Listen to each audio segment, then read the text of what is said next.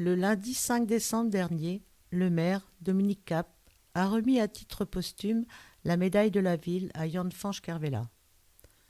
Durant cette même cérémonie, il a également été honoré par le comité départemental des médaillés de la jeunesse, des sports et de l'engagement associatif, qui a remis à son épouse Antoinette un diplôme gratifiant ses 30 années de bénévolat au service de nombreuses associations, surtout vouées à la langue bretonne.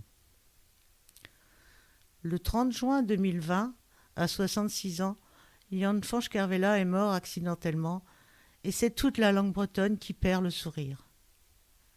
Pourtant, ce sourire était perpétuel sur le visage de Jan Fanch, allant de pair avec une discrétion et une gentillesse sans bornes. Connu sur la commune comme le maître de chant d'Andaulam, sa vie tout entière était liée au chant en breton et à la transmission du patrimoine de la langue, faisant naturellement le lien entre les générations, transmettant l'évolution de la langue en n'étant pas replié sur le passé. Au musée de la fraise et du patrimoine, où il était bénévole depuis 1999, il était le référent pour la langue bretonne. Il faisait des visites avec les plus jeunes bretonnants, mais également, lors de la Semaine bleue, il passait du temps auprès des personnes plus âgées en leur racontant, en breton, des anecdotes sur la vie d'autrefois. Il créait des jouets anciens comme des moulins à installer dans les ruisseaux, des toupies, de sorte qu'il faisait parler les anciens et il émerveillait les plus jeunes.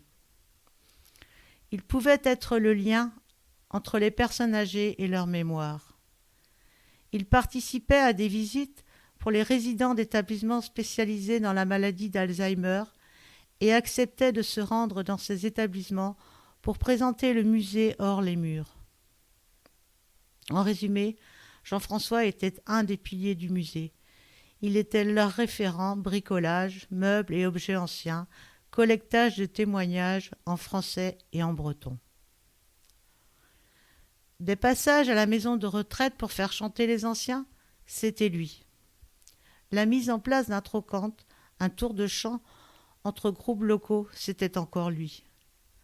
La création d'une chanson pour les écoles à l'occasion de la Rédadec, c'était toujours lui. Les animations sur la commune avec son atelier chant, encore et toujours lui. Et il faudrait aussi parler des animations pour les Bretonnants, petits et grands, qu'il proposait à Landerneau, Quéruon, l'hôpital Confroute.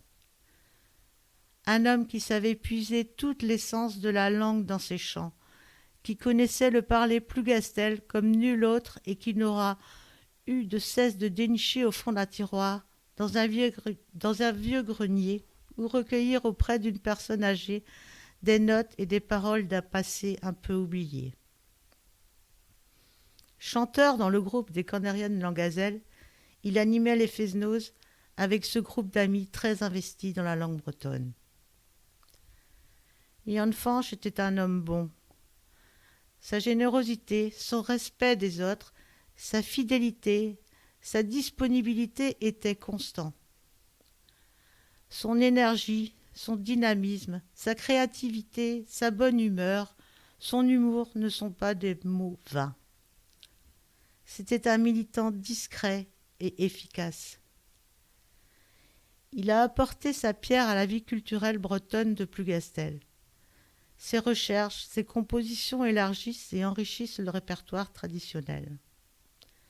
Il a remarquablement mis son savoir à la disposition de tous, transmettant ses connaissances, répondant à tout ce qui le sollicitait sans compter son temps.